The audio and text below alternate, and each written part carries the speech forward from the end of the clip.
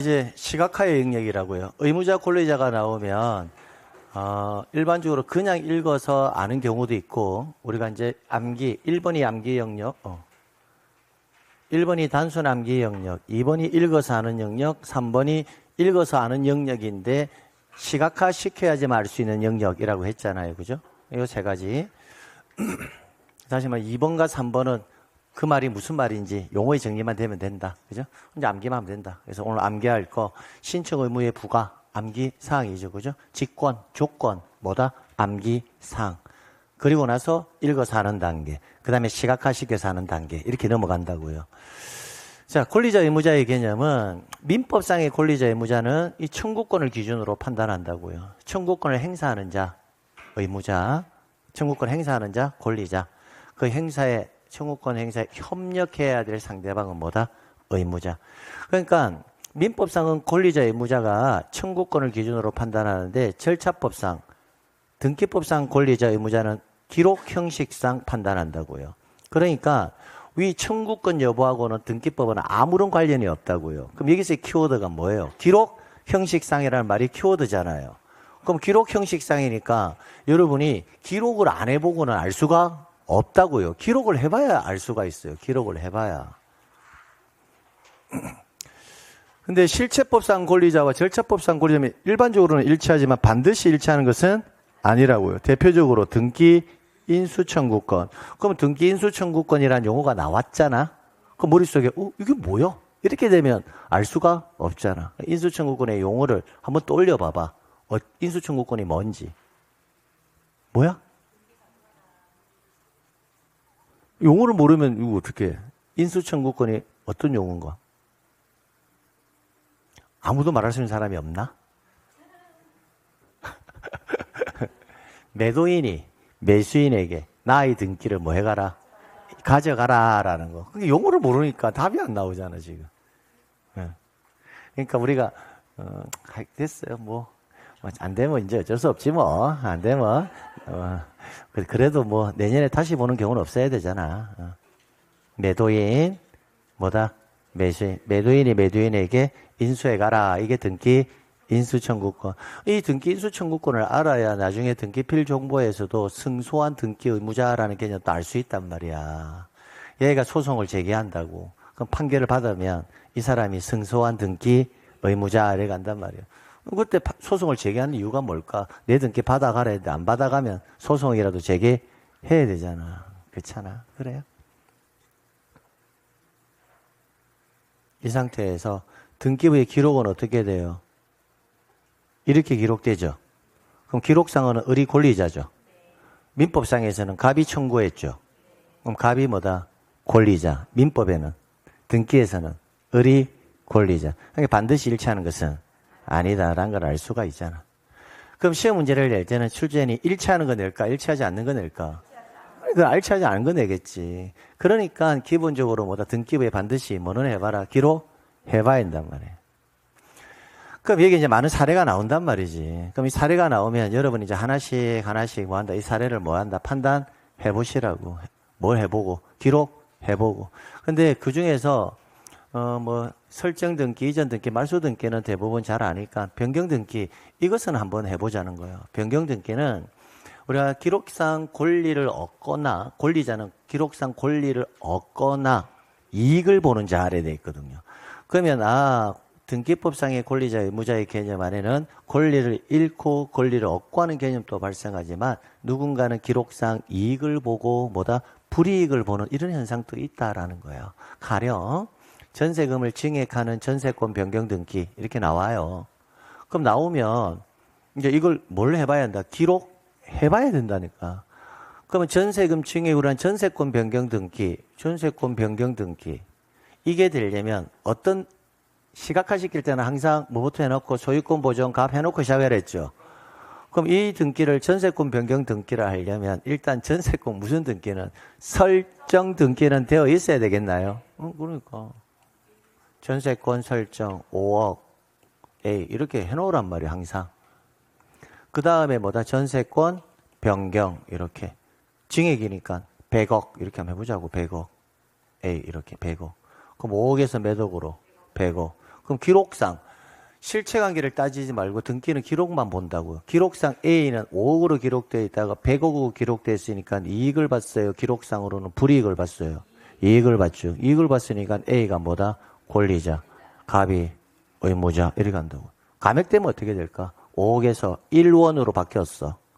그럼 이때는 A가 이익을 봤어? 불이익을 봤어? 불이익. A가 의무자, A가 권리자. 이렇게 기록을 해봐야 된다는 걸 알 수 있다니까. 됐습니다. 그 다음. 그럼 이제 기출로 나왔던 이런 지문들도 여러분이 이제 하나씩 해봐야 돼. 해봐야 되는데, 2번 지문 이런 거 간단하게 한번 볼래요. 2번은 봐봐요. 국어잖아, 국어. 한번 읽어볼게요, 제가. 갑에서 을로, 을에서 병으로 순차로 소유권 이전 등기가 이루어졌으나 을 명의의 등기가 원인 무효임을 이유로 갑이 병을 상대로 병 명의의 등기에 말소를 명하는 확정 판결을 얻은 경우까지가 조건이잖아. 그럼 이걸 여러분이 해석할 수 있어야 된다는 거야. 근데 읽었을 때는 무슨 말인 줄은 알잖아. 아는데 절차상으로 이게 지금 어떻게 흘러가는지가 뭐다. 머릿속에 정확하게 그려지지 않잖아. 않으면 어떻게 해야 돼? 시각화 시켜봐야 된다는 거야. 그럼 시각화 시켜보면 읽는 그대로 시각화 시켜보면 돼. 갑에서 을로, 을에서 병으로 소유권이 이루어졌으나까지 시각화 시켜보라고. 그럼 어떻게? 1. 소유권 보존 갑. 2. 소유권 이전 을. 3. 소유권 이전 병. 이렇게 되었다는 말이잖아. 그 다음부터는 을 명의 등기가 원인 무효임을 이유로. 이 등기가 원인 무효라고 그러네. 이 등기가. 근데 출제는 얼마나 친절한지.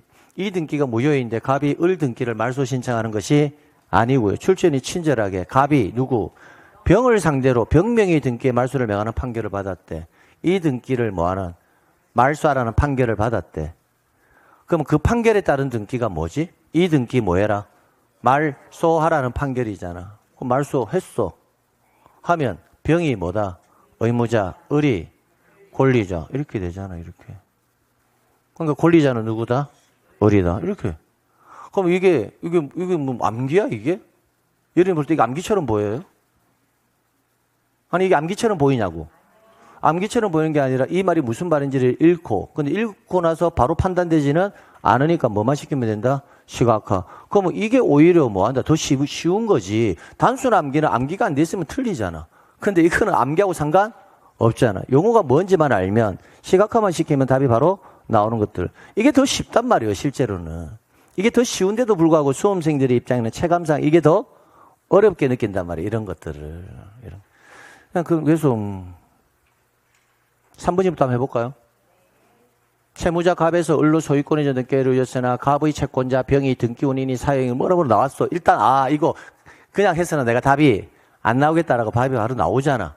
그럼 나오면 어떻게 해라? 갑에서 을로 소유권이 등기가 이루어졌으나 했으니까 이 지문을 그대로 시각시키면 1. 소유권 보전 뭐다? 갑에서 2. 소유권 이전 을 이렇게 이루어졌으나 갑의 채권자 병이 이 갑한테 누가 있더라? 병이라는 누가 있더라? 채권자가 있다는 말이네, 이렇게. 그러면 갑은 뭐가 되겠다? 채무자가 되겠네, 이렇게. 됐나요?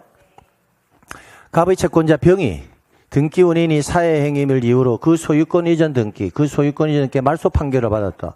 그럼 이 등기 뭐 해라? 말소하라는 판결 받았다는 말이잖아. 그잖아. 말소해봐, 그러면. 말소하면 을이 뭐다? 의무자, 갑이 권리자. 판결에 따른 등기에서 등기 권리자는 누구다? 갑이다. 그럼 이 지문은 한마디로 읽으면 갑에서 을로 이전 등기가 되고 을 등기 뭐하면 말소했을 때 권리자가 누구냐? 그거 물어보는 거고 이 등기는 갑에서 을에서 병으로 등기가 이루어졌으나 병 등기 말소했을 때 권리자가 누구냐? 그거 물어보는 거잖아. 그러니까 시각화 시켰을 때 제가 옛날에 과거 이런 말 했지. 시각화 시킬 때 나타날 수 있는 그 경우의 수가요. 경우의 수가 실제 시험에서는 절대로 10개가 안 넘어가. 맥시멈까지 10개인데 10개가 절대 안 넘어가. 근데 우리는 시각화 시킬 때 많이 해보거든. 왜냐하면 지금까지 나왔던 걸 다 시각화 해봐야 되니까. 그러니까 실제 시험에서 시각화 시키면 오히려 시간이 남지, 시간이 모자라지가 않는단 말이에요. 그럼 실전에서 대응을 잘 하려면 뭐 해라? 자꾸 해봐야 된다는 거, 여러분이. 제가 했을 때는 억수로 쉽죠? 근데 여러분이 하면 잘 안 되죠? 그럼 어떻게 해야 한다? 필사. 저랑 똑같이 뭐 한다? 해봐야 된단 말이에요. 이렇게 1. 보존, 갑. 2. 소유권, 을. 3. 소유권, 병. 이렇게 해봐야 된다는 거야.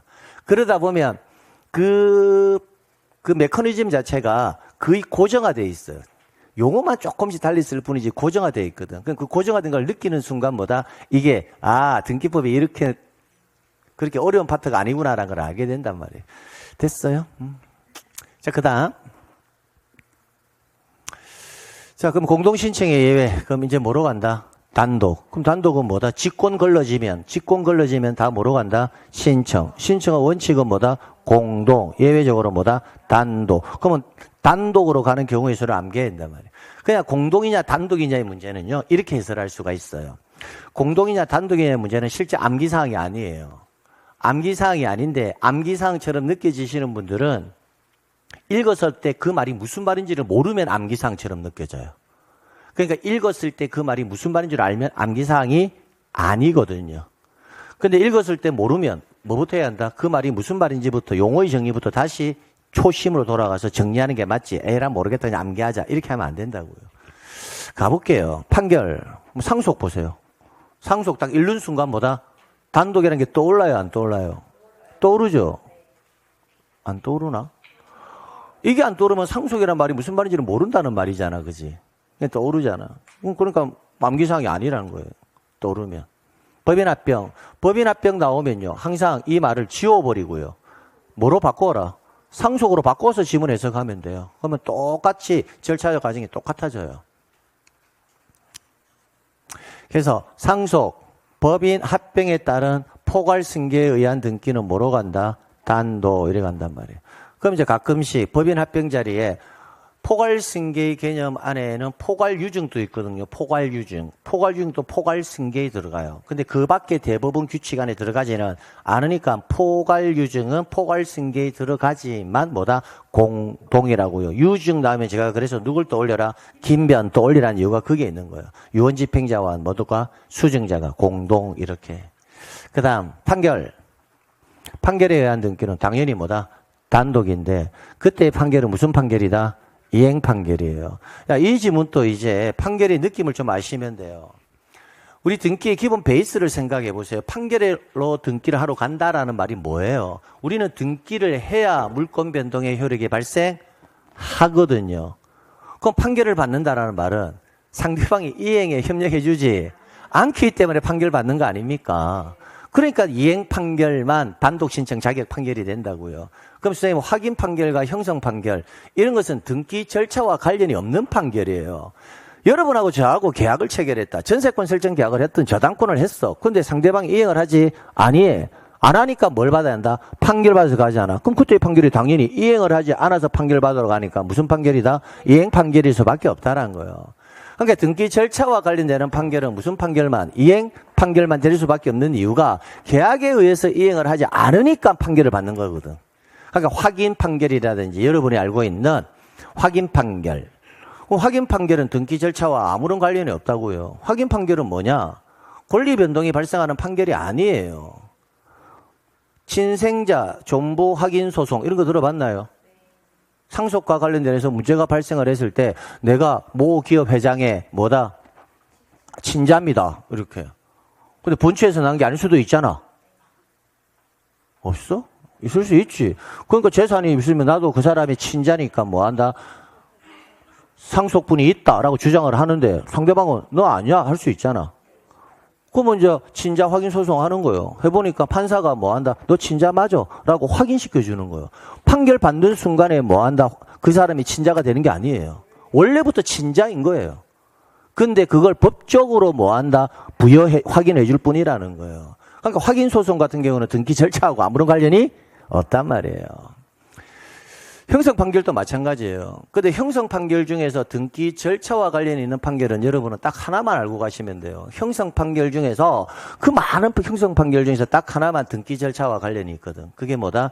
공유물 분할 판결이야. 공유물 분할 판결은 등기 절차가 가중에 이전 등기 형식으로 이루어지거든. 이전 등기 형식. 한번 생각해 보세요. 공유물 분할 판결은 나중에도 중요하니까. 지금부터 여러분하고 저하고 공유야. 공유라고. 그럼 그 토지를 분할을 해. 분할을 하게 되면 왼쪽 거는 여러분 거, 오른쪽 거는 상용이 거라고 상상을 해봐. 분할이 되었어? 그럼 왼쪽 거는 여러분 거잖아. 그러면 그 원래 분할이 되면 그 왼쪽 거는 상룡이 것도 맞고 여러분 것도 맞습니까? 어렵나? 이게 여러분하고 저하고 공유라고 17번지 이게. 그럼 전부 다 여러분 것도 되고 내 것도 되잖아. 그럼 분할을 한다고 해서 이 토지하고 이 토지가 그럼 판사가 이거는 누구 거? 여러분 거, 갑 거. 이거는 누구 거? 을 거. 이렇게 해라라고 판결을 내려줬어. 내려주면 절차상으로는 어떻게 정리가 돼야 되냐면 이거는 을 거도 맞습니까? 을 거도 맞냐고. 을 거 아닌가요? 맞죠? 등기도 정리를 해줘야 되거든, 등기. 소송이 확정이 되는 순간, 형성 판결이 확정되는 순간, 이거 갑 거, 을 거 확정이 되는 거는 맞아. 맞지만 등기부상이 정리를 해줘야 되잖아. 정리를 해줄 때는 이거 원래는 누구 거다. 갑 거도 되고, 을 거도 되잖아. 이것도 갑 거도 되고, 을 거도 되잖아. 2분의 1씩. 그렇잖아. 그럼 등기를 정리하자면 최종적으로 갑기 되려면 등기상에 을 거를 갑한테 넘겨줘야 되고, 이게 최종적으로 을게 되려면 갑도 을에게 2분의 1 넘겨주는 절차가 필요하잖아. 그러니까 서로 지분을 뭐 하고 있다? 이전하고 있다라고 볼 수 있습니까? 그러니까 공유물 분할 판결도 절차상에서는 뭐다? 이전 형식으로 한단 말이에요. 이전. 그래서 공유물 분할 판결만큼은 형성 판결이라 하더라도 이행 판결처럼 보이잖아. 이행하는 거. 갑이 을에게 2분의 1 지분을 이전해주고 을도 2분의 1 지분을 이전해주고. 그러니까 절차상으로는 뭐처럼 보인다? 이전하는, 소유권 이전처럼 이전하는 행위처럼 보이니까 유일하게 공유물 분할 판결만큼은 형성 판결이지만 무슨 등기? 단독 신청할 수 있다라고 보는 거야, 이렇게. 그래서 선생님 이도 저도 모르겠다 하면 그냥 공유물 분할 판결은 형성 판결이지만 뭐가 가능하다? 단독 신청이 가능하다. 그렇게 정리하셔도 되고. 다만 이렇게 알고 가야 될 이유가 뭐냐면 나중에 구분 소유적 공유 관계를 해소하는 절차가 나오거든. 그걸 알기 위해서는 이걸 알고 가야 된다는 거야, 절차상에서. 일단 우리가 토지를 공유로 가지고 있다가 토지를 분할한다 하더라도 분할하게 되면 소유자는 이거 A 토지와 B 토지 다 갑과 을 상태에서 지분이 서로 뭐한다? 이전하는 절차를 거쳐야 되거든. 됐습니다. 자, 그래서 보시게 되면 판결은 무슨 판결만 된다? 이행 판결만 된다. 확인과 형성 판결은 단독 신청할 수 있는 판결이 아니다. 다만 무슨 판결만큼은 공유물 분할 판결만큼은 이전하는 형식으로 진행되기 때문에 단독 신청할 수 있다라는. 그래서 최종적으로 지분 이전 등기를 단독으로 신청할 수 있다 이렇게 보는 거예요. 공유물 분할 판결은. 이때 주의해야 될 거. 판결에 의한 등기는 항상 승소한 자만이 가능합니다. 패소한 자는 할 수가 없어요. 근데 공유물 분할 판결만큼은 누구도 패소한 자도 가능하다라는 거 하나 기억하시면 됩니다. 그 다음 확정 판결에서 확정된 채권은 일반적으로 몇 년의 소멸시효에 걸리지만 10년에 걸리지만 그게 이행을 명하는 판결인데 인때는 확정 시기를 묻지 않고 판결에 대한 등기 신청할 수 있다. 즉 소멸시효에 영향을 받지 않는다라는 거예요. 그 다음 확정 판결과 동일한 효력 있는 화해조서, 인락조서, 조정조서 등의 경우에도 그게 이행을 명하는 것이라면 의사진술을 명하는 것이라면 이 말과 동의어가 뭐다? 이행을 명하는 것이라면 동의어입니다. 의사진술을 명하는 같은 말이 이행을 명하는 동의어 라면 얘네들도 뭐가 가능하다? 단독으로 할 수 있다는 거예요. 근데 여기에 공정증서는 있다 없다? 없죠. 공정증서는 여기에 해당하지 않는다라는 거예요. 그거 하나만 좀 조심하시면 됩니다. 화해조서, 인락조서, 조정조서, 조서는 되지만 공정증서는 된다 안 된다? 안 된다. 여러분이 흔히 공증받는다라는 표현 많이 쓰죠. 공증을 받는다라는 표현은 강제성을 가지는 게 아니에요. 공증이라는 것은 그러한 사실이 있었다라는 것을 법적으로 부여하는 효과가 있는 게 공증이에요. 가령 여러분하고 저하고 흔히 말하는 차용증 찍을 수 있잖아요. 차용증. 그죠? 그 차용증은 두 사람 간의 관계죠. 근데 나중에 법적으로 문제가 되었을 때 이 차용증은 진실이다 아니다를 뭐 한다. 또 입증을 또 해야 되거든. 근데 그게 뭐 받아나면 공증 받아나면 그런 사실은 있었다라고 법적으로 확신이 부여되어 버린다고요. 그래서 공정증서라는 것은 그 정도의 효력이 있다라는 것만 알고 가시면 된다는 겁니다. 됐습니다. 그 다음 등기 절차의 인수 또는 이행 또는 인수를 명하는 판결에 의한 등기는 누구만 가능하다? 승소한 권리자나 뭐다? 승소한 의무자가 단독으로 할 수 있고 패소한 자는 된다 안 된다? 안 됩니다. 안 된다. 다만 무슨 판결이라면 공유물 분할 판결이라면 상대방에서는 단독 신청이 뭐하다? 가능하다. 그럼 이때는 승소한, 패소한 이런 말이 필요 있다 없다? 없다. 승소, 패소 다 가능하니까 즉 등기 권리자 또는 의무자가 단독으로 신청할 수 있다. 이게 승소한 권리자, 승소한 의무자가 들어가요 안 들어가요? 안 들어간다고요. 그 이유가 공유물 분할 판결은 승소, 패소, 불문하고 단독이 가능하니까. 그래서 차이점이 뭐다? 위에 이행 판결은 어떤 글자가 들어가야 된다? 승소한. 근데 공유물 분할 판결은 승소한이라는 말이 있다 없다? 없다라는 거. 그게 차이점이라고요. 패소한 자사도 가능하니까 그거나. 그다음 지금부터는 별도의 부가 설명하지 않습니다. 부동산 표시에 관한 변경 등기, 표제부 등기죠. 딱 읽는 순간 뭐다? 상대방이 존재하지 않는다는 걸 알아야 돼요. 왜 존재하지 않습니까? 이렇게 의문이 드시는 분은 부동산 표시 변경 등기, 부동산의 표시가 뭔지, 변경 등기가 뭔지 용어부터 뭐 한다? 정리하시라는 거예요. 부동산 표시, 표제부 해야죠. 소재, 지번, 지목, 면적, 소재, 지번, 구조, 종류, 면적이 달라지는 거예요. 누구랑 같이 가요? 갈 사람 없잖아. 소유 명의인이 단독으로 갈 수밖에 없다는 걸 알 수 있다고요. 그 다음 등기 명의인의 표시. 등기 명의인이 뭐예요? 등기부상의 명의인의 성명, 주소, 주민번호 그거 달라지는 거예요. 상대방이 없잖아요. 그러니까 뭐다? 단독.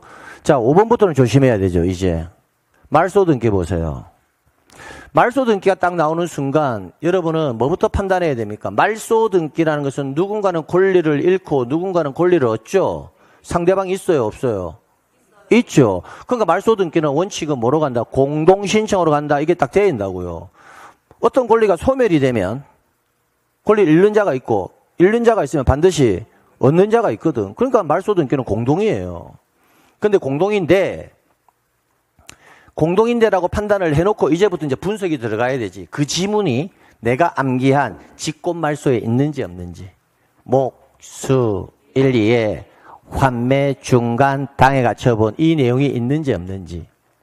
그러면 이 말이 목 아니죠. 수 아니죠. 1, 2 아니죠. 환매 아니죠. 중간 아니죠. 당해 가처분 아니죠. 아니니까 뭐다? 신청. 일단 신청. 그럼 일단 공동이냐 단독이냐 판단해야 되죠. 원칙은 뭐다? 공동. 근데 지문을 읽어보니까 등기명인의 사람의 사망, 법인의 해산으로 권리가 소멸한다는 약정이 등기되어 있는 경우에 너가 죽으면 이 권리는 소멸한다라는 약정이 뭐가 되어 있다? 등기되어 있다면 이때 그 사람이 뭐 했다? 사망했다는 것만 뭐 하면 입증하면 뭐로 간다? 단독. 이렇게 해당 등기의 말소를 단독으로 신청할 수 있다. 이렇게 가는 거야. 똑같이 말소 딱 나오는 순간 뭐다? 신청이다. 직권이다. 판단해야지. 일단 아무 말이 없이 말소 등기라는 글자만 딱 보고 일단은 여러분이 먼저 또 올려야 되잖아. 신청, 직권. 신청. 항상 원칙부터 떠올려라니까. 원칙이 뭐다? 신청이 원칙이라니까. 그러니까 대충 하지 말고 말소 등기라면 누군가는 권리를 잃고 누군가는 권리를 얻는다. 이렇게 해가지고 원칙부터 떠올리란 말이야. 신청 이렇게 명확하게. 그런데 목수 1, 2의 환매 중간 당해 가처분이 있냐 없냐를 보면 된단 말이야. 이거 목 아니죠. 수 아니잖아. 1, 2 아니잖아. 환매 당해 아니잖아. 아니니까 뭐다? 신청, 확정 이렇게. 그럼 확정이 뭐 공동단독. 원칙. 공동 또 올리란 말이야. 공동으로 또 올려놓고 그 다음에 지문을 읽으란 말이야. 읽어보니까 의무자의 소재 불명으로 공동으로 등기에 말소 신청할 수 없을 때에는 얘가 뭐한다? 소재 불명으로. 그때는 공시최고와 뭐가 있으면 채권 판결. 판결이 있으니까 뭐다? 단독. 이렇게 항상 지문을 읽어내야 된다고. 이게 습관이 돼야 돼. 이게 되기 위해서는 뭐가 필요합니까? 직권말소의 목수 1, 2의 환매 중간 당해 가처분. 이게 안 돼 있으면 아무것도 해석이 안 돼. 그러면 여러분 어떻게 문제 푼다? 감각에 의존해서. 이거 많이 봤던 지문인데 직권에서. 이런 식으로 문제 푼단 말이에요. 근데 이게 암기가 많아? 목수 1, 2의 환매 중간 당해 가처분 꼴랑 이거밖에 없다고. 그런데 해라고. 이제 뭐 더 이상 뭐, 예. 가등기 나왔어, 가등기. 이 가등기 부존. 뭐 아니고, 가등기잖아. 가등기를 직권으로 한다는 말이 있었나? 가등기를 직권으로 한다는 거에 가등기 신청을 직권으로 한다는 게 있었나? 없었지. 가등기에 의해서 뭐 할 때, 본등기 시 중간 처분의 등기는 직권 말소인데, 가등기 자체가 직권을 한다는 말은 없었잖아. 없으니까 뭐다? 신청이 될 거고. 아무 말도 없으니까 당연히 뭐다? 공동일 거고. 끝. 근데, 가등기 권리자는 가등기 의무자에 뭐가 있다? 승낙이 있거나, 항상 요 지문을 읽을 때는 법원에 가등기, 가처분 명령 정보를 뭐하여? 첨부하였다면 나오면, 이 말이 나오면 뭐로 간다? 단독. 이렇게 가는 거지. 이렇게. 단순히 가등기 신청은 뭐다? 직권은 없으니까 뭐다? 공동. 보변경, 말회, 대추요 안에 가등기는 없잖아. 없으니까 직권은 아니야. 이렇게. 그럼 신청. 그럼 원칙은 뭐다? 공동. 승낙서가 첨부되었다. 나오니까 뭐다? 단독. 가등기 가처분 명령 정보를 첨부했으니까 단독. 이렇게 이제 지문을 분석하란 말이야. 그 다음. 다시. 선입견 갖지 말고. 가등기의 말소는 뭐다? 신청. 여기까지 왔죠? 그럼 공동이다. 가등기 말소. 그냥 가등기를 없앤다. 그럼 잃는 자도 있고, 얻는 자도 있으니까 공동. 이렇게. 그럼 단독으로 가려면 그때는 가등기 명의인이 가등기 말소를 신청하러 갈 때는 뭐 한다? 내가 포기하는 거잖아. 내가 가등기 명의인. 내가 내 거 뭐 하러 간다? 말소하러 가는 거잖아.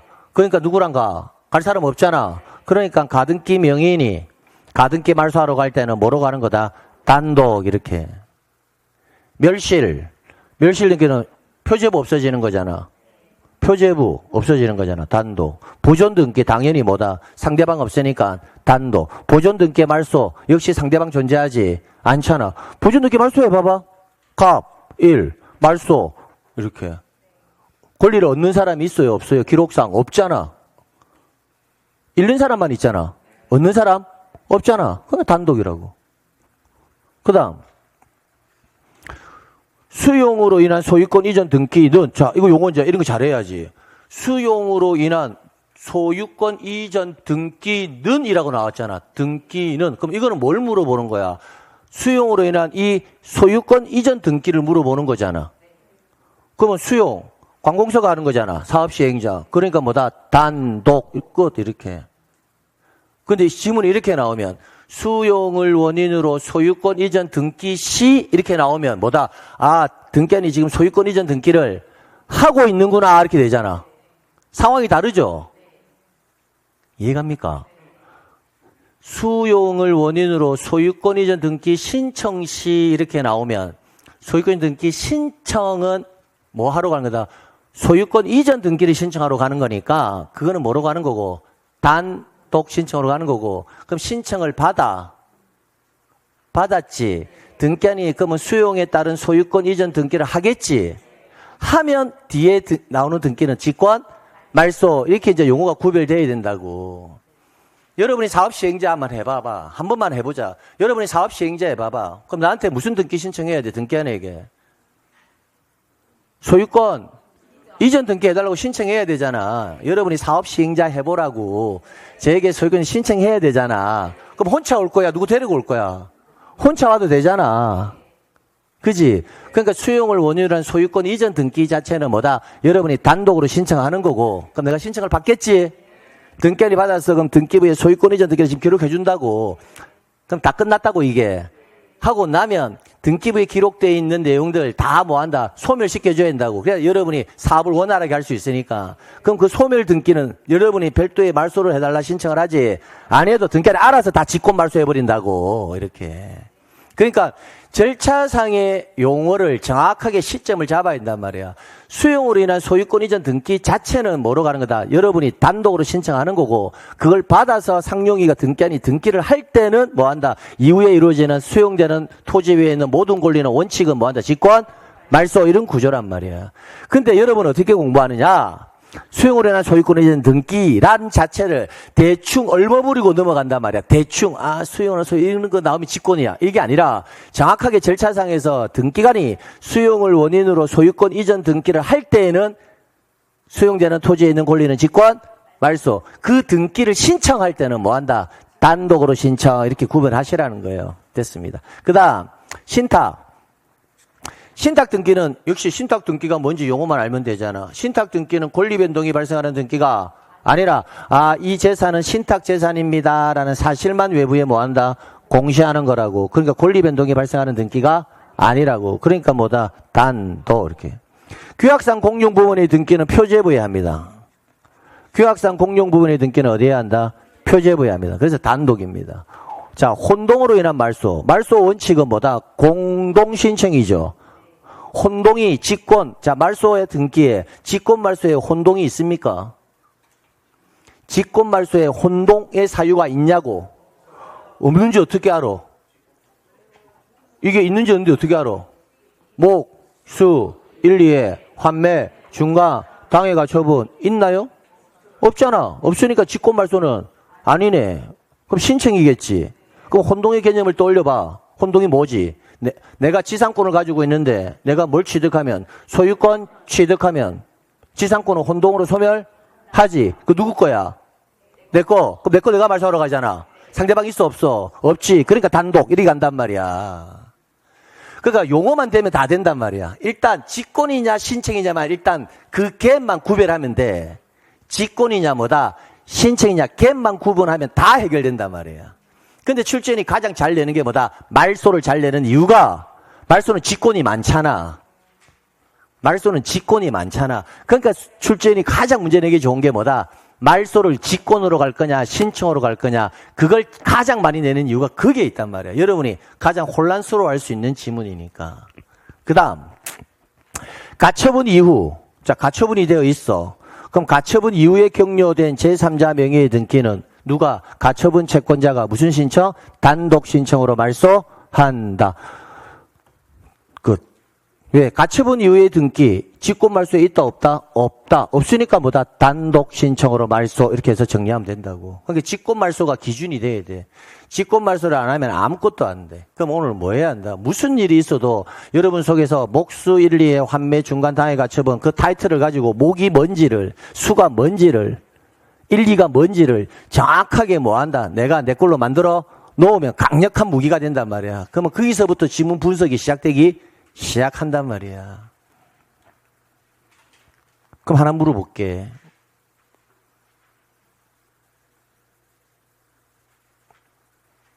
미등기 공유 부동산에 가나요? 미등기 공유 부동산에 가나요? 미등기. 예? 가나요? 공유자 중 1위는 자기 지분만에 관한 보존 등기. 돼요, 안 돼요? 확실하나? 일단 안 된다. 안 된다. 보존 등기는 당사자 신청이 있는 경우에만 이를 말소할 수 있다. O인지 X인지. 말소란 글자 나왔잖아, 일단. 그러면 하고 나오면 일단 가만히 있어 봐봐. 왠지 이거 신청만 될 것 같은데 이거 해라 하지 마라. 하지 말라고. 말소란 글자가 일단 나왔잖아. 나왔으니까 직권 말소부터 걸러내 보자고. 뭐에 해당합니까? 수 1, 2. 1, 2 해당 안 해? 1이 뭔데? 2가 뭔데? 등기사항이 아닌데 그럼 지분만에 관한 보존 등기 안 된다 했잖아. 왜 안 돼? 등기사항이 아니니까. 그럼 이게 뭐다? 29조 2호 사건이 등기할 것이 아닌 때에 해당한다고. 그럼 여러분이 X 하는 것들이 다 뭐다? 29조 2호라고. 사건이 등기할 것이 아닌 때 그렇게 연결되는 거야. 그러니까 뭔가 하나를 정확하게 알아야 그 다음 단계로 넘어가면서 지문이 분석되기 시작한단 말이야. 그럼 이건 등기사항이 아니기 때문에 여러분이 X 한 거야. 그러면 이거는 당사자 신청에 의해서만 말소할 수 있다. OX. X. 왜? 직권? 말소도 가능하니까 이렇게 간단 말이야. 지문의 구조가. 그러니까 1, 2라는 글자를 그냥 1, 2만 하면 안 되는 이유가 아시겠나요? 1호 관할 위반, 2호 사건이 등기할 것이 아닌 때 이렇게 정확하게 하란 말이야. 그럼 사건이 등기할 것이 아닌 때는 선생님 언젠데요? 그 여러분이 알고 있는 XX 하는 것들 다. 그럼 갑토지 일부에 저당권 설정 등기 신청 사건이 접수되면 이렇게 나왔어. 갑토지 일부에 저당권 설정 등기 신청이 접수되면 이렇게 나왔어. 이거 돼, 안 돼? 안 되지. 그럼 해당 등기를 등기하는 뭐 한다? 각하하여야 한다. 이렇게 나오든지. 두 번째, 이를 간과하고 등기부에 등기가 실행되었다면 이렇게 나오면 이거는 몇 호? 29조 2호. 해당 등기는 등기한이 직권으로 말소한다. 5. 이렇게 간단 말이 구조가. 그럼 뭐부터 돼야 돼? 그럼 결론은 뭘까? 이게 등기사항이 아니다라는 걸 일단 알아야 되고. 됐나요? 29조 1호 2호는 직권 말소의 대상이다라는 것들 알아야 되고 그렇게 이제 연결이 돼야 들어간단 말이에요.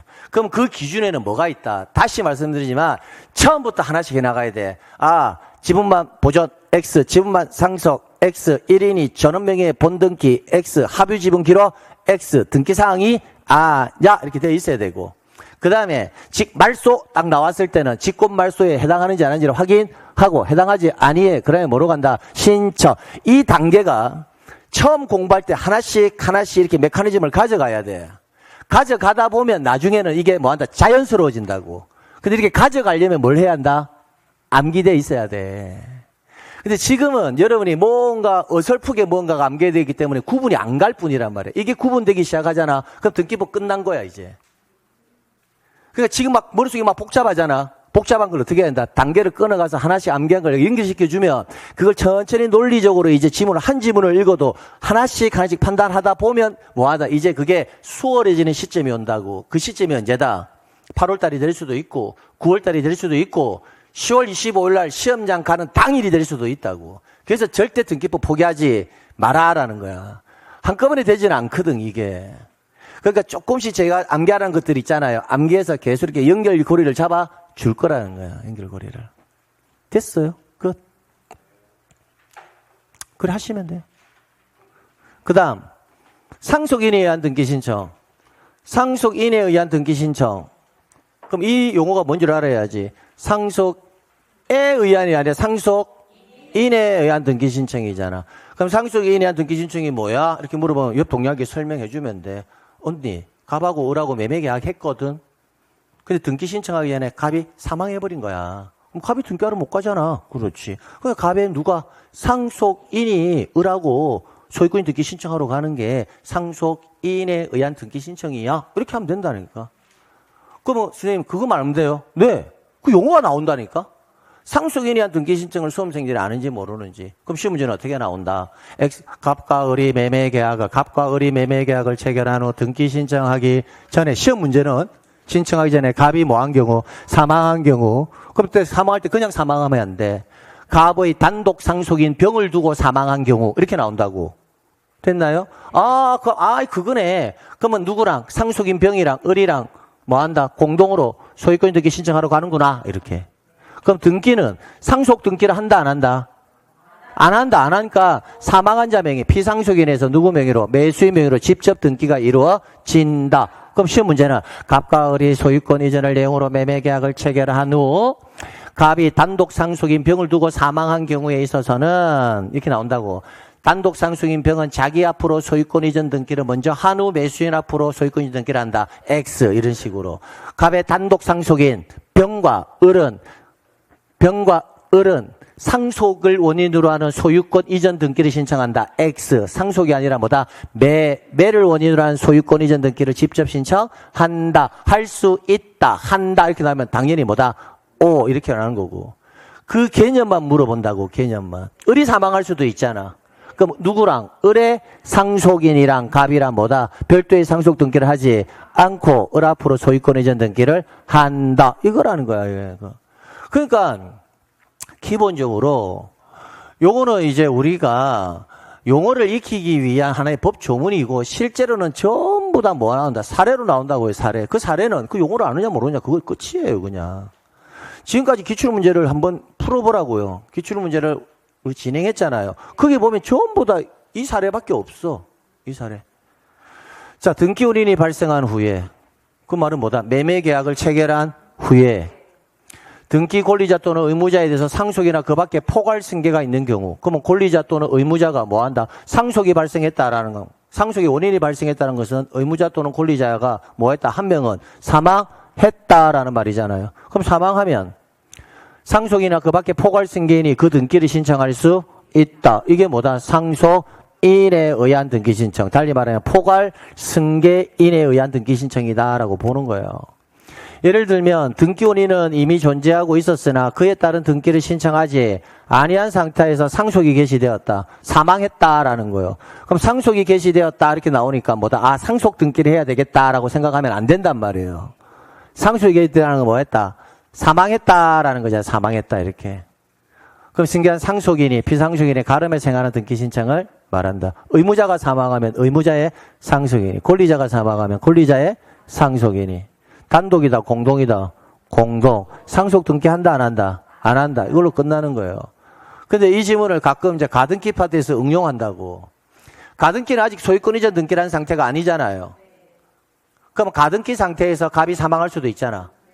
그럼 본등기를 하러 갈 수가 없으니까 가등기 사망한 갑에 누가 상속인이 가면 되고, 만약에 을이 사망하면 누가 그게 또 마찬가지 상속인이 가면 되는 거고. 그러니까 가등기 파트에서 그 지문을 응용한다고요. 똑같다고요. 내용은. 됐습니다. 끝. 그럼 이거 말고도 일반적으로 우리가 기본서 보면 상속인에 의한 이 등기하고 상속 등기를 비교하는 게 있거든. 근데 비교하는 것은 큰 의미가 없다라는 거예요. 비교하는 문제 거의 안 나와요. 근데 비교하는 이유는 상속인자 들어가는 것 같고 들어가지 않는 것 차이점. 상속 등기는 단독이죠. 상속인에 의한 등기는 공동이죠. 상속 등기는 원인이 상속이죠. 상속인에 의한 등기는 당사자가 맺은 법률 행위, 매매라면 매매, 증여라면 뭐다? 증여 이렇게 되는 거예요. 단독이죠. 상속은. 단독이니까 등기 필정보를 등기 신청 시 제공한다, 안 한다? 안 한다. 공동이죠. 공동이라면 의무자의 등기 필정보는 제공한다. 상속 등기는 상속 등기를 해야 처분할 수 있죠. 상속인에 의한 등기는 상속 등기한다, 안 한다? 안 한다. 이 차이점을 가지고 기본서 같은 데는 이렇게 비교해 놨단 말이에요. 그럼 여기에 출발은 뭐다? 상속인에 의한 등기가 무슨 등기인지만 알면 다 해결되는 지문들이라는 거야. 그러니까 지금 계속 우리가 마지막 요약 정리하는 과정은 다른 거 필요 없다. 초심으로 돌아가서 용어가 나오면 그 말이 내가 무슨 말인지 아는지 모르는지 거기서부터 출발하는 거라고. 아직까지 늦지 않다고. 왜? 그 뒤에 건 어느 정도 되어 있거든. 용어를 몰라서 해석을 못할 뿐이거든. 그래서 절대 포기하지 마. 근데도 불구하고 선생님하고 같이 하면 나는 없을 쉬운데 왜 이렇게 나는 잘 안 되지요? 자꾸 하면 돼. 채권자 대의 나오잖아. 채권자 대의. 채권자 대의 신청 나오면 여러분 절대로 그냥 읽어서는 안 돼. 문제를. 시험 문제 채권자 대의가 나면 명심해야 될 게 뭐냐면 반드시 시각화를 먼저 시켜놓고 문제 푸는 습관 들여야 돼요. 그럼 채권자 대의 나왔다 하면 저는 다른 거 안 할 거다. 이것만 딱 해라.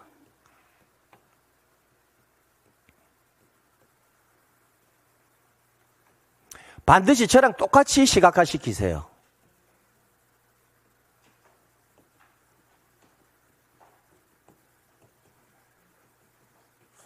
자, 지금 제가 해놓은 게 시각화예요. 채권자 대의 신청이 나오면 이렇게 시각화를 시켜놓고 일단 문제 읽어야 돼. 채권자가 채무자를 대의 글자가 딱 나오는 순간 그냥 읽지 말고 갑과 을이 매매 계약, 그럼 을과 병이 뭐다? 매매 계약. 이렇게 시각화를 먼저 갑, 을, 병 해놓고 병이 뭐다? 채권자, 을이 채무자. 근데 설문에서는 을 소유 부동산에 대해서 매매 계약을 체결한 갑이 이렇게 나올 수도 있잖아. 그렇게 나오면 그때는 이렇게 적어 놓고 여기다가 누구 적고 을, 여기다가 누구 적고 갑 바꿔주기만 하면 돼. 그래서 이렇게 해놓고 나서 지문을 읽어 들어가기 시작하라는 거야. 이렇게. 그러면 채권자가 대위 신청한다 막 글자가 나오면 아 얘를 뭐 한다? 대위 신청하는구나 라는 걸 알 수가 있잖아. 그럼 등기는 누구 앞으로 하는 거야? 누구 앞으로? 을 앞으로 하는 거잖아. 그러니까 자기 명의로 직접 등기를 신청한다라면 뭐다? X. 누가 앞으로? 채무자 명의로 등기를 신청한다고요. 신청은 누가 하고? 신청은 누가? 채권자가. 병이라 하지 말고 시험에는 병 이렇게 안 나와. 신청은 채권자가. 명의는 채무자 명의. 그러니까 신청인은 누구다? 채권자. 명의인은 채무자. 그러니까 거기서 다 물어본다고. 그러니까 채권자가 자신의 이름으로 신청을 하고 명의는 채무자 명의의 등기를 신청하는 것을 채권자 대위. 근데 이 지문이 시험 문제가 나오면 왠지 뭐 한다. 그 애가 그 애인 것 같고 저 애가 저 애인 것 같거든. 그러니까 적어놓지 않으면 안 보여. 자, 두 사람이서 원래 공동으로 신청해야 돼. 이든 공동으로 가야 되잖아. 그러면 갑하고 누구랑 갈 때도 채권자가 대위 신청할 때도 원래부터 이게 공동신청이니까 을을 대위해서 갈 때도 갑하고 누구랑 채권자가 무슨 신청? 공동신청 이렇게 될 거고 얘가 이행을 명하는 판결을 받아놨어. 판결을 받아놨는데 등기를 하고 있지? 아니에요. 그럼 채권자가 채무자 대위에 갈 수 있죠. 판결 받아놨으니까 원래부터 단독이죠. 그럼 채권자가 대위에 갈 때도 뭐다? 단독. 이렇게 가면 된다는 거야. 됐나요? 그러니까 요거 하면 끝나. 그럼 이렇게 한번 물어볼게. 채권자가 채무자를 대위 신청하려면 이 채무자에게는 등기 신청권은 있어야 된다, 없어야 된다? 있어요. 그러니까 등기 신청권이 있어야 채권자가 채무자를 대위해서 신청하지. 그런 것도 시험 문제라고. 채권자가 채무자를 대위 신청하려면 채권자는 채무자를 대위해서 신청하고자 할 경우에는 채권자에게는 채권은 있어야 한다. 당연합니까? 당연한 게 나온다고. 그 채권은 금전 채권이든 금전 채권이든 종류는 뭐 한다? 불문한다. 그게 끝이야. 그럼 채권자가 채무자를 대위 신청하러 갈 때 누구 명의로 신청한다고? 을 명의로 신청하잖아. 그럼 등기하는 입장에서는 뭐라고 생각할까? 병도 이거 왜 왔어? 이렇게 하지 않을까? 을 명의로 신청하는데 너 누구니 하지 않을까? 그러니까 등기하는 입장에서는 너 누구냐? 그럼 나 누구야? 라고 말해줘야 되잖아. 말로 해야 돼? 아니면 서면을 보여줘야 돼? 그러니까 나는 이 사람을 대위해서 등기 신청하는 사람입니다. 라고 등기한에 알려줘야 되니까 대위 원인을 증명하는 서면을 제공해야 된다. 그런 지문들이 그래서 다 나오는 거야. 이렇게 적어 놓으면 다 보인다고. 안 적어 놓으면 안 보여. 됐나요? 자, 등기가 완료가 돼. 자, 집중. 등기가 완료가 돼. 누가 앞으로? 을 앞으로. 신청은 누가 있고? 채권자가 있고. 등기는 채무자. 됐나요? 그럼 등기 권리자는 병이야, 을이야? 을이지. 이런 게 시험 문제라고. 신청은 얘가 있지만 명의는 이 사람 명의로 되니까. 그럼 채권자 대위 신청에 있어서의 등기 권리자는 누구다? 을이다 하면 O. 병이다 이러면 X. 이런 게 시험 문제라고 그냥. 그럼 등기가 완료되었잖아. 완료가 되면 우리는 등기 필 정보를 작성해서 통지해 주거든. 등기가 완료되면 등기 필 정보를 통지해 주는 게 원칙. 그런데 우리가 암기한 6가지 대, 보, 승, 관, 필, 공 여기에 들어가게 되면 등기 필 정보를 통지하지 않고 등기 완료 통지를만 해주거든. 그럼 이거는 대보, 승관, 필공 안에 들어가 안 들어가? 들어가지. 들어가면 뭐다? 등기 완료 통지를 한다 그래야지. 등기 필 정보를 통지한다 라면 뭐다? X. 선생님 그런 거 배웠나요? 총론에서 다 배웠다고. 등기 필 정보에서. 그러니까 채권자 대위 신청은 어느 특정한 개념만 물어보는 것이 아니라 등기 절차상에서 녹아져 있는 것들을 다 물어본단 말이야. 다 물어보려면 뒤에 있는 내용까지 어느 정도 암기되어 있어야 한다고. 그러면 이거 봐봐. 명의는 누구 명의로 되지? 을 명의로 되잖아. 그럼 등기 신청서에 채무자 을의 성명, 주소, 주민번호는 기록해 줘야 되겠지. 그치? 근데 얘는 등기부상의 명의인이 되는 자가 아니잖아. 아니면 뭐만 기록한다? 성명하고 주소만 기록하지 주민번호는 기록하지 않는다고. 그러니까 등기부에도 을의 성명, 주소, 주민번호는 기록이 되겠지만 채권자는 뭐다? 성명하고 주소만 기록되지 주민번호는 기록하지 않는다 이런 거는. 그건 신청서에 다 본단 말이야. 그런 건 신청서에서. 그런 거 본 내용들을 채권자 대위 신청에 출제인이 문제를 낼 때는 출제인 머릿속에는 그게 다 들어가 있거든. 다 들어가 있으니까 신청서 내용도 하나 가져오고 등기 필정보 내용도 하나 가지고 오고 권리자 의무자도 하나 가져오고 됐나요?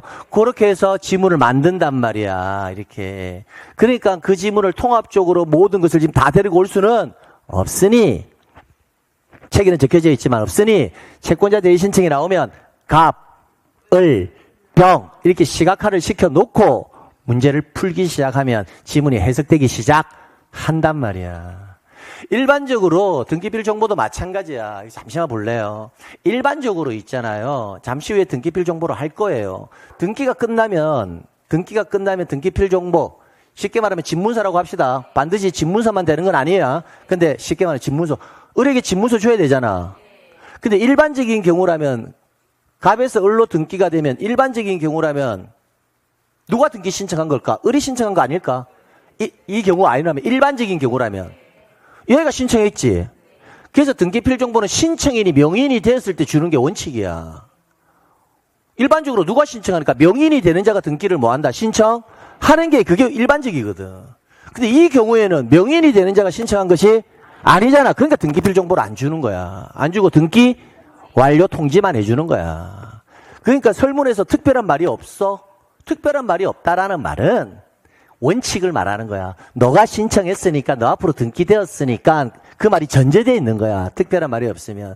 소유권 이전 등기가 완료되면 나오면 당연히 뭐다? 매수인 을이 등기를 신청한 거야. 그게 원칙이니까. 그러니까 뭘 준다? 등기필 정보를 통지한다. 이렇게 표현을 쓰는 거야. 근데 출제위원이 그거 내고 싫어. 싫으면 채권자가 채무자를 뭐하여 대위하여 소유권 이전 등기가 된 경우 딱 나오는 순간, 아, 이거는 명의인이 되는 자가 신청한 것이 아니다라는 걸 지문에서 알려주잖아. 그럼 그때는 뭐 한다? 등기 완료 통지하지. 등기필 정보는 통지하지 않는단 말이야. 소유권 보존 등기가 완료되면 이렇게 나올 수 있잖아. 그럼 소유권 보존 등기가 완료되면 이 말은 뭘까? 얘가 뭐 한다? 신청했기 때문에 완료되는 거야. 그러니까 그 말을 출제는 안 적는다고. 왜 안 적을까? 그 이유는 하나밖에 없어. 당연한 거니까. 보존 등기는 신청해서 하는 게 당연하거든. 그럼 보존 등기가 완료되면 그 말은 신청했다는 거야. 여러분이 건물 지었어. 신청했어. 등기가 완료되었대. 그럼 뭘 주면 된다? 등기필 정보, 집문서 주면 돼, 그냥. 근데 미등기 부동산에 관해서 법원에서 가압류 등기 촉탁이 있는 경우 등기하는 해당 등기를 직권으로 보존 등기를 하였다. 이렇게 나와. 그럼 이거는 신청, 아니잖아. 그럼 이때는 등기필 정보를 주는 것이 아니라 등기 완료 통지를 간단 말이야. 그러니까 이게 원리라고, 원리. 근데 지금 그 원리를 1월 달에 이 원리를 설명하면 보존 등기가 어떻게 되는지도 모르는 사람한테, 직권 보존 등기가 뭔지도 모르는 사람한테 이 원리가 통할까? 안 통해. 그러니까 지금 이 말이 먹혀 들어가는 이유가 뭔지 아세요?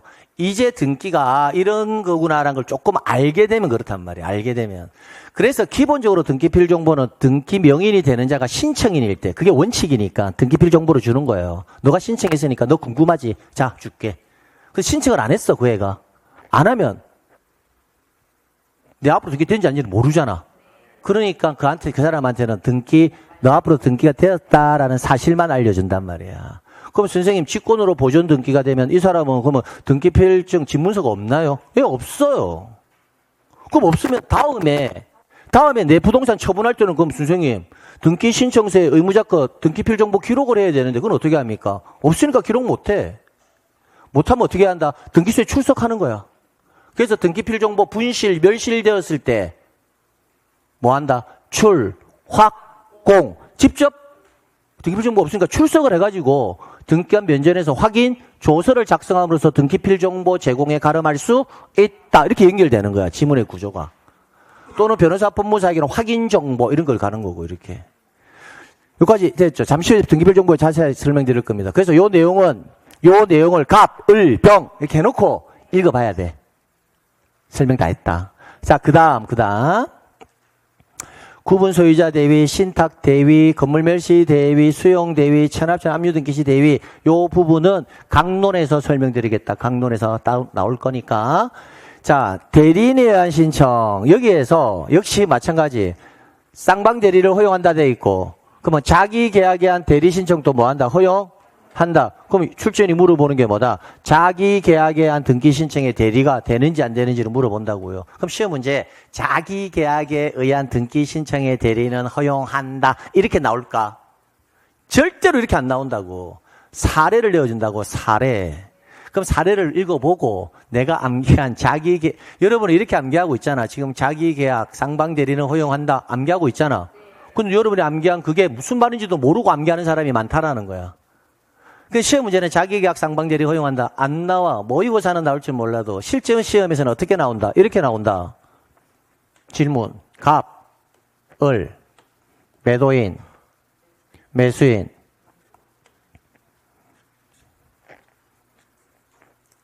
갑과 을이 매매계약을 체결한 후 등기 신청하기 전에 매도인 갑은 자신의 등기 신청권을 매수인 을에게 위임할 수 있다 없다 이거 나온다고. 위임할 수 있을까 없을까? 진짜? 이게 뭐다? 자기 계약에 대한 등기 신청의 대리라고. 그러니까 지금 있는지 없는지 잠시 고민한 사람들은 자기 계약에 대한 등기 신청의 대리를 가능하다라는 걸 알고 있으면서도 그게 뭔 말인지를 모르기 때문에 해석이 안 되는 거야. 이게 뭐다? 자기 계약 등기 신청의 대리거든. 반대로 매수인이 매도인에게 등기 신청권 위임할 수 있을까?